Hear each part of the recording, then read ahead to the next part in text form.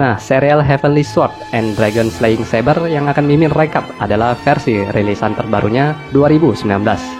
Untuk penjelasan bagaimana serial kedua ini bersambung ke serial ketiganya sudah saya jelaskan di video rekap episode terakhir Yoko, tentang bagaimana Juntao yang masih remaja bertemu dengan Yoko dan setelah itu ia keluar dari Shaolin, mempelajari Taoisme dan mendirikan perguruan Wutang sekaligus mengubah namanya menjadi Chang San Feng. Sedangkan Guo Xiang sendiri setelah berpisah dengan Yoko masih sering memikirkan kakak yang ia sukai dan terus berkelana mencarinya ke sana kemari hingga umur 40 tahun ia memutuskan menghentikan pencariannya dan mendirikan Emei serta memberikan muridnya nama Feng Ling yang adalah sebuah nama dermaga tempat Guo Xiang pertama kali mendengar kisah heroik Yoko yang diberi julukan Shen Tiaoxia. Awal kisah ini berkisar sekitar 100 tahun setelah kisah Yoko berakhir.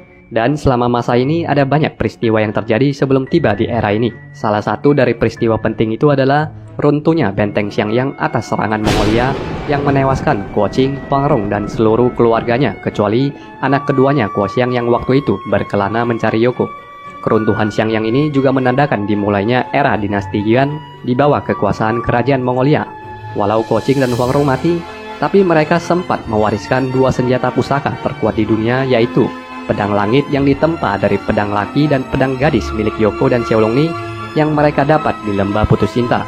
Pedang langit ini diberikan kepada Guo Xiang dan golok pembunuh naga ditempa dari pedang baja milik Tuku Xiupai setelah Yoko memberikan pedang baja itu kepada Guo Qing sebagai kenang-kenangan sebelum mereka mengasingkan diri dari dunia persilatan. Golok pembunuh naga ini diberikan kepada putra Guo Qing yaitu Guo Polu. Sebuah pernyataan pun disampaikan untuk mengungkap teka-teki rahasia kedua pedang tersebut, bahwa siapapun yang memiliki golok pembunuh naga akan menguasai dunia dan hanya pedang langit yang bisa menandinginya. Rahasia kedua senjata ini hanya diketahui oleh Guo Xiang dan Guo Polu, yang dimana setelah Guo Polu mati, hanya Guo Xiang sendiri yang mengetahui rahasia itu. Guo Xiang hanya meneruskan rahasia ini turun-temurun kepada ketua Emei, dan di serial ini nantinya Mi Jie sebagai ketua generasi ketiga Emei akan mengangkat Zhou Zero sebagai ketua generasi keempat dan mengungkap rahasia di balik kedua senjata itu. Rahasianya apa? Tentu saja teman-teman yang udah nonton serial ini pasti sudah tahu. Tapi kalau yang belum nonton ya diikuti aja ceritanya. Lebih asik kan kalau sambil ngikuti alur cerita dan akhirnya tahu rahasia itu daripada saya spoiler dari sekarang. Jadi sampai di sini sudah cukup jelas ya, benang merah penyambung Yoko ke Tiobuki. Nah, setelah Guo Polu tewas bersama orang tuanya saat mempertahankan Xiangyang, golok pembunuh naga ini terus diperebutkan dan berpindah tangan di antara para pesilat dunia Wulin hingga tiba ke masa berlangsungnya serial ketiga ini, yang dimana kisah ini dimulai dengan di suatu hari di bengkel pandai besi, beberapa pesilat tengah bertarung memperebutkan golok pembunuh naga yang akhirnya pertarungan itu menarik perhatian salah seorang dari 7 pendekar Wutang yang bernama Yi Taiyan yang mencoba menyelamatkan pesilat berbaju hitam yang terhempas jatuh ke kincir oleh pesilat berbaju putih, dan kemudian diikuti dengan kemunculan sekelompok petarung dari klan Pasir Laut. Memanfaatkan kekacauan yang terjadi, Taiyan berhasil membawa pesilat dengan golok naganya ini kabur. Pesilat ini takut Yi Taiyan merebut goloknya walau niat pendekar ketiga Wutang ini hanyalah untuk menyelamatkan nyawanya saja. Melihat obsesi pesilat ini yang terlalu tergila-gila dengan golok pembunuh naga, Taiyan pun memutuskan untuk pergi dan tidak terlibat dengan orang ini. Tapi bertepatan itu, sebuah serangan senjata rahasia masuk dan membuat Taiyan berlindung ke belakang kuil, serta membuat golok di tangan pesilat ini terlepas dan menancap tersembunyi di belakang. Meski diancam mati-matian, pesilat ini tidak ingin mengatakan keberadaan golok pembunuh naga hingga klan Elang Langit yang dipimpin Yin Yewang datang dan membunuh pesilat tersebut dan para anggota klan Pasir Laut. Melihat pertumpahan darah yang mengerikan, Yi Taiyan memutuskan untuk membawa golok itu kembali ke Wutang agar tidak diperebutkan lagi. Namun dalam perjalanannya, perahu kecilnya ditabrak kapal besar yang memaksanya naik ke kapal itu bertarung melawan Yin Yewang yang berhasil Taiyan kalahkan. Tapi secara licik, Yewang melepaskan senjata rahasia beracunnya dan membuat Yi Taiyan pingsan setelah melihat sekelibat bayangan wanita berbaju putih yang kemudian membawanya ke biro perjalanan Gerbang Naga serta membayar mereka dengan 2000 tel emas untuk mengantarkan Yi Taiyan kembali ke Wutang. Wanita bermarga Yin yang menggunakan jasa pengiriman ini mengancam kalau ia akan membunuh mereka semua jika pengiriman gagal. Tapi dalam perjalanan hingga kaki gunung, Tutajin sebagai kepala pengawal menyerahkan Tayan kepada seseorang yang mengaku adalah pendekar hutang dan memberinya tips style emas. Orang yang menyamar ini ternyata adalah pesilat berbaju putih yang mengalahkan pesilat berbaju hitam sebelumnya. Ia tahu Tayan sudah mengambil golok pembunuh naga dan menanyakan di mana keberadaannya dengan kemarahan hingga mematahkan semua urat tubuh Yu Tayan. Sementara itu, Chang Cuisan, pendekar kelima hutang, bertemu dengan Tutajin yang mengaku sudah menyerahkan kakak ketiganya kepada sekelompok orang yang mengaku pendekar hutang. Tapi Chang Cuisan bilang kalau Tutajin telah ditipu karena semua saudaranya masih di atas. Ia pun akhirnya menemukan Yi Tayan yang sudah terluka parah serta membawanya kembali menemui guru mereka, Chang Sanfeng, yang berhasil mengeluarkan racun dari tubuh muridnya dan mengatakan kalau Yi Tayan mungkin akan lumpuh selamanya karena uratnya telah putus oleh jurus jari baja Mas Shaolin. Chang Cuisan kemudian sangat marah kepada Tutajin yang ceroboh melakukan pengantaran dan menghajarnya. Setelah dipukul, kepala agensi Gerbang Naga ini pun minta pamit dan menganggap ia telah menerima permintaan maaf dari hutang. Chang Sanfeng kemudian meminta murid pertamanya, Song Yanqiao, untuk menyelidik ke Shaolin perihal jurus dari jari Cinkang yang melukai murid ketiganya. Sedangkan Cuisan mendapatkan info kalau orang yang memerintahkan jasa pengiriman kakak ketiganya datang dari seorang bermarga Yin. Ia memutuskan pergi ke perkumpulan Gerbang Naga untuk menyelidiki lebih jauh. Tiba di sana, ternyata semua anggota Gerbang Naga telah dibantai oleh sosok berbaju putih yang bernama Yin ini. Sesuai ancamannya, kalau pengiriman gagal, maka semua anggota klan Gerbang Naga akan dibunuh. Saat itu juga, beberapa biksu Shaolin yang berhubungan baik dengan Tajin, karena Tutajin adalah murid Shaolin, langsung menyerang Cuisan karena mengira ia adalah pelakunya. Di bawah pengeroyokan, ia dibantu oleh sosok berbaju putih yang melukai beberapa biksu Shaolin dan Cuisan mengejarnya hingga ia hilang di balik sebuah perahu. Chang Cuisan lalu naik ke kapal itu dan menemukan seorang wanita yang menanyakan maksudnya naik ke kapal miliknya. Hujan yang turun tiba-tiba membuat wanita ini memberikan payung padanya dan tepat sebelum Cuisan pergi setelah berbasa-basi, wanita ini bilang kalau ia bermarga Yin dan membuat Cuisan menghentikan langkahnya serta menanyakan apakah dia yang mengirimkan kakak ketiganya. Wanita bernama Yin Susu ini mengajaknya ke dalam dan menunjukkan lukanya serta menceritakan kalau ia telah berusaha untuk menghentikan penyamar yang menculik Yi Tayan. Tapi karena kalah berduel, bukan hanya tidak bisa menyelamatkan orang, malah ia sendiri yang terluka.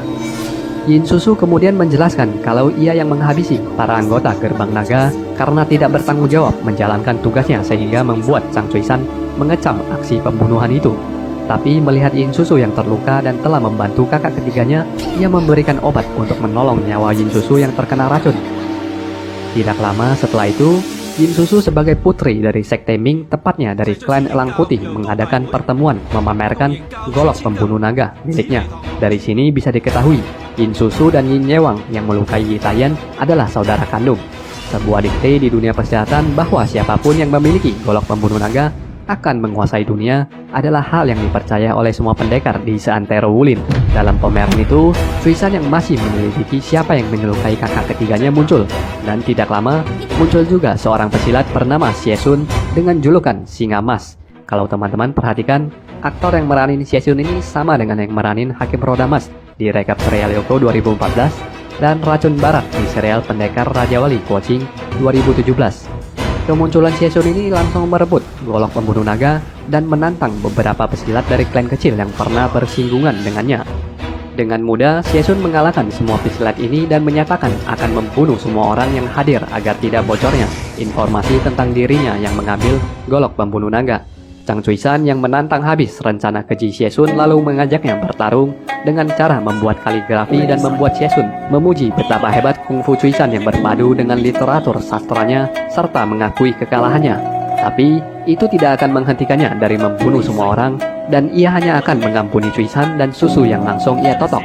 Dan sisa semua orang ia bunuh dengan teriakan auman singanya yang mematikan. Alhasil sesuai rencananya semua orang mati, yang artinya tidak ada seorang pun di dunia persilatan yang tahu kalau ia memiliki golok pembunuh naga kecuali Chang Cuisan dan Yin Susu yang ia culik berlayar bersama di kapal dengan tujuan membawa mereka berdua ke pulau terpencil agar hidup bersamanya sembari menunggu ia menemukan rahasia kekuatan golok pembunuh naga. Xiesun menceritakan kalau semua ini ia lakukan demi membalas dendam kematian keluarganya dulu. Menolak untuk ditawan, Chang Choi-san membujuk Yin Susu untuk kabur bersamanya yang kemudian dicuri dengar oleh Siesun dan langsung menyerang Chang Choi-san. Di bawah tekanan Choi-san yang kalah bertarung, Yin Susu bersumpah untuk mengikuti permintaan Siesun, yaitu mengikutinya mengasingkan diri. Tapi di malam itu juga badai menampar kapal dengan keras. Petir dan gemuruh terus menyambar hingga membuat Siesun yang trauma akan kematian keluarganya berteriak sumpah serapah dan tidak bisa mengenali semua orang. Meski badai sudah reda, tapi tidak dengan kegilaan Siesun. Ia mencekik Yin Susu yang tak bisa dikenalinya dan membuat Choi-san menyerang serta berduel dengannya. Tentu saja Chang Choi-san bukan lawan Siesun, dan tidak butuh waktu lama bagi Siesun untuk menghabisi nyawa pendekar utang ini kalau Yin Susu telah melepaskan senjata rahasianya yang langsung membuat singa emas buta dan menyerang secara membabi buta dengan golok pembunuh naganya sampai kapal terbelah. Akibat amukan ganasnya, mereka semua tenggelam ke dalam laut. Di tempat lain, Niche, ketua sekte Emei generasi ketiga, menyerang sebuah rumah bordil tempat Yin Yewang yang telah menculik muridnya bersembunyi. Setelah memporak-porandakan rumah bordil itu, Yewang keluar dan ditaklukkan dengan mudah oleh Niche. Sementara muridnya yang lain menyelamatkan murid yang sedang terculik. Tidak lama, ayah dari Yewang sekaligus Yin Susu tiba. Ia adalah ketua klan Elang Langit dari sekte sesat Ming yang berjuluk Elang Putih. Bersama Singa Emas, Elang Putih adalah salah satu dari 4 raja pelindung sekte Ming. Yin Tianzang pun langsung bertarung dengan Miche yang telah melukai anaknya. Duel yang seimbang dan sama kuat membuat kedua ahli kungfu ini terluka dan menyudahi duel mereka. Elang Putih lalu memarahi putranya yang sungguh konyol telah menculik gadis dan bermain di rumah bordil. Sementara di lautan luas, Chang Choi-san dan Yin Susu berhasil menemukan pecahan es di sekitaran yang kemudian membawa mereka menemukan sebuah pulau. Mereka mensyukuri hidup mereka yang tidak berakhir di lautan dan mulai menyatakan perasaan masing-masing. Walau Chang Choi-san berpikir kalau mereka ada di China daratan, mungkin ada banyak orang yang akan menantang kebersamaan mereka. Sebab ia berasal dari sekte terang dan Yin Susu berasal dari sekte sesat. Tapi cinta mereka tidak mengenal batasan seperti itu, sehingga Choi-san dan Susu berlutut menghadap langit, menyatakan ikrar nikah mereka yang sangat sederhana tapi sakral. Mereka pun mulai menjelajahi pulau yang tampaknya tak berpenghuni itu. Walau ada sebuah gunung Merapi yang selalu mengeluarkan api, tapi pulau itu diselimuti oleh salju yang lebat. Mereka kemudian menamakan pulau itu sebagai Pulau Es Api. Dan dari penjelajahan yang lebih jauh, mereka menemukan sebuah goa yang tentunya sangat dibutuhkan untuk memulai sebuah keluarga. Kembali ke daratan tengah, Miche yang melihat murid keduanya Xiaofu sedang melatih pedang, merasa bangga atas bakatnya dan berkata kalau kelak ia akan mengangkatnya untuk menggantikan posisinya dan membuat Xiaofu kaget dan merasa tidak pantas atas sanjungan gurunya. Setelah beberapa saat hidup di Pulau Es Api, Chang Choi-san melihat Siesun yang ternyata masih selamat setelah kejadian kapal karam. Dalam kebutaannya, Singa Emas pingsan di tengah padang es dan membuat Choi-san membawanya ke dalam goa. Setelah terbangun, Chang Choi-san dan Susu meminta maaf kepada Siesun soal bagaimana mereka membuat matanya buta karena Siesun sudah selayaknya orang gila waktu itu. Tapi bagaimanapun juga, harapan Siesun untuk mengasingkan diri ke pulau terpencil sambil mempelajari rahasia golok pembunuh naga terwujud. Yin Susu kemudian memberitahukan suaminya kalau ia sedang mengandung anak mereka dan khawatir Siesun yang hidup bersama mereka. Jika sewaktu-waktu Singa Emas kumat lagi, maka nyawa mereka akan bahaya. Selang 9 bulan, akhirnya perut Yin Susu telah membuncit sepenuhnya dan ia bisa melahirkan kapan saja. Hingga suatu malam, gemuruh dan kilat kembali mulai terdengar di langit. Siesun yang sedang duduk bersama golok naganya pun mendadak kumat kembali. Ia berteriak mengumpat nama Cengkun gurunya, sekaligus pembunuh keluarganya. Siesun yang dalam kegilaannya pun masuk ke dalam goa dan menyerang Chang Choi-san yang mencoba menenangkannya. Sementara, susu dalam perutnya yang kesakitan menandakan ia segera melahirkan. Ayunan pedang dari Siesun ke mereka berdua membuat Chang Choi-san sangat kewalahan menghentikannya dan membuat nyawanya sendiri di ujung tanduk. Hingga Yin Susu berhasil melahirkan bayinya yang langsung menangis dan membuat Siesun sadar dari kegilaannya. Amarahnya pun mereda dan bisa tenang setelah mendengar bayi menangis. Sedangkan Chang Choi-san dan Yin Susu masih pucat dengan aksi Siesun sebelumnya. Dengan sedikit kekhawatiran akan masa depan mereka, Yin Susu memohon pada Singa Emas agar menerima bayi yang baru ia lahirkan sebagai anak angkat, dengan maksud Siesun tidak membunuh mereka dari hubungan itu. Singa Emas sangat senang mendapatkan anak angkat, sehingga Chang Choi-san pun memintanya untuk memberikan anak mereka nama. Siesun lalu memberikan nama anaknya sendiri yang telah mati dulunya, sehingga nama anak itu adalah Chang Wuji, atau dalam pelafalan lainnya, Kyobuki. Merasa sangat senang mendapatkan anak angkat, akhirnya Xiesun juga mengangkat Cuisan dan Susu menjadi adik angkatnya yang disetujui oleh mereka berdua dan membuatnya semakin senang. Kembali ke dataran tengah di kediaman klan Elang Putih, mereka dihampiri oleh sosok berkungfu tinggi yang memporak-porandakan markas dan membuat Elang Putih muncul menemui Yang Xiao yang adalah seorang utusan kiri Sekte Ming. Dia menjabat sebagai posisi ketua sementara untuk Sekte Ming. Maksud kedatangan Yang Xiao adalah untuk menertibkan klan Elang Putih yang membentuk kelompok terpisah dari Sekte Besar Ming. Duel mereka otomatis tidak terhindar dan Yin Tianzheng yang sedang terluka dengan mudah dikalahkan Yang Xiao. Ia pun memperingatkan agar Elang Putih untuk segera membubarkan klannya. Tidak lama setelah itu, Mi Jie menemukan keberadaan Yang Xiao. Mereka memang memiliki dendam pribadi karena Yang Xiao terlibat atas kematian kakak seperguruan Mi Jie yang membencinya dan juga Sekte Ming yang ia pimpin. Pertarungan mereka pun tidak terhindarkan, tapi terlihat Yang Xiao tidak terlalu serius dalam menghadapi Mi Jie walau dominasinya membuat Xiaofu, murid Mi Jie, membantu gurunya.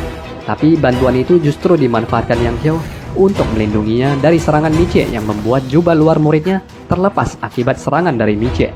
Pada akhirnya, Xiaofu dibawa oleh Yang Xiao pergi sebagai tawanan dan menitipkan seorang gadis kecil bisu untuk dijaga Xiaofu selama sebulan. Selama Xiaofu menjaga anak kecil ini, hubungan mereka perlahan-lahan mulai dekat. Xiaofu mulai menyadari kalau Yang Xiao yang dilabel oleh gurunya sebagai pemimpin sekte sesat dan jahat tidaklah demikian. Suatu hari, setelah diserang oleh beberapa pemberontak Ming, Yang Xiao yang terluka dan sedang dirawat menceritakan pada Xiaofu bagaimana ia dan Mi Jie berselisih. Waktu itu, kakak seperguruan Mi Jie bernama Ku Hongzhe menantangnya dengan membawa pedang langit di tangan. Namun dengan mudah, Yang Xiao mengalahkannya dan menghinanya. Setelah itu, dalam perjalanan pulangnya, Ku Hongzhe mati karena rasa kesal dalam dirinya yang dihina Yang Xiao. Sejak itu, Mi Jie membenci Yang Xiao dan menganggapnya sebagai musuh. Terlebih lagi, pedang langit Ku Hongzhe hilang sejak kematiannya dan Mi Jie menduga Yang Xiao yang mencurinya. Setelah menyelesaikan ceritanya, Xiaofu meminta agar pedang langit itu dikembalikan, tapi Yang Xiao menyangkal ia tidak mengambilnya. Setelah Yang Xiao sembuh dari lukanya, Xiaofu ingin kembali ke Emei, tapi ditahan oleh Yang Xiao yang mengaku ia telah jatuh cinta padanya. Tapi Xiaofu menolak cinta Yang Xiao walau ia sendiri suka dan peduli padanya. Xiaofu mengatakan kalau ia telah dijodohkan kepada saudara ke-6 perguruan utang dan tidak mungkin baginya untuk membatalkan janji itu. Sebelum berpisah, Yang Xiao memberikan sebuah tanda pengenal ketua Ming dan berkata padanya jika Xiaofu berubah pikiran bisa mencarinya atau memintanya melakukan apapun dengan tanda pengenal itu. Dalam kesedihan, Yang Xiao kemudian meninggalkan pedang langit di halaman utama Sekte Emei yang kemudian Mi Jie temukan dan berterima kasih kepada siapapun yang mengantarkan pusaka pedang langit kembali ke perguruannya. 10 tahun telah berlalu sejak waktu itu. Chang Cuisan dan Yin Susu masih hidup di Pulau Es Api bersama putra mereka dan ayah angkat yang sangat menyayangi Wu Qi kecil. Meski waktu telah lama berlalu, Xiesun masih tidak sanggup memecahkan rahasia golok pembunuh naga yang ia sentuh dan periksa setiap hari. Cuisan yang mencoba membujuk kakak angkatnya untuk tidak terlalu berambisi dengan golok tersebut, akhirnya pun diceritakan bagaimana kisah Xiesun yang sangat tragis. Xiesun berkata sejak kecil ia telah berguru dengan Cheng Kun, si tangan petir. Begitu dewasa, ia menikah dan memiliki seorang anak yang ia beri nama Wu Qi dan baru berumur sebulan. Hari itu, sang guru datang ke rumahnya dan disambut dengan baik oleh Xiesun beserta keluarga besarnya. Saat malam tiba, Cheng Kun mencoba memperkosa istrinya, tapi diketahui oleh ayahnya sehingga akhirnya Cheng Kun membunuh ayahnya, istrinya, ibunya, anaknya, dan semua anggota keluarga lainnya berjumlah 13 orang. Sejak itu, Xiesun bersumpah untuk balas dendam dan bahkan belajar pukulan 7 luka untuk memperdalam kungfunya. Namun Cheng Kun tidak pernah keluar dari persembunyiannya sejak itu dan membuatnya membunuh banyak orang tak berdosa atas nama Cheng Kun. Upayanya untuk mencoreng nama baik Cheng Kun dengan membunuh orang atas namanya juga tidak berhasil memancing Cheng Kun keluar. Hingga suatu hari, ia bahkan ingin berpura-pura menjadi Cheng Kun untuk membunuh salah satu murid utang, yaitu kakak pertama Cuisan. Tapi waktu itu ia dihampiri oleh seorang biksu suci bernama Kong Qian. Biksu suci ini menawarkan Xiesun untuk memukulnya 13 kali untuk mengganti nyawa keluarganya. Jika dari semua pukulan ini bisa melukainya, maka ia akan memanggil Cheng Kun keluar untuk menghadapi Xiesun. Tapi jika tidak, maka Xiesun harus berhenti membunuh orang mengatasnamakan Cheng Kun. Singa emas pun mengumpulkan tenaganya dan menghantam biksu Kongqian yang hanya beranjali menerima pukulannya dan tidak terluka sama sekali.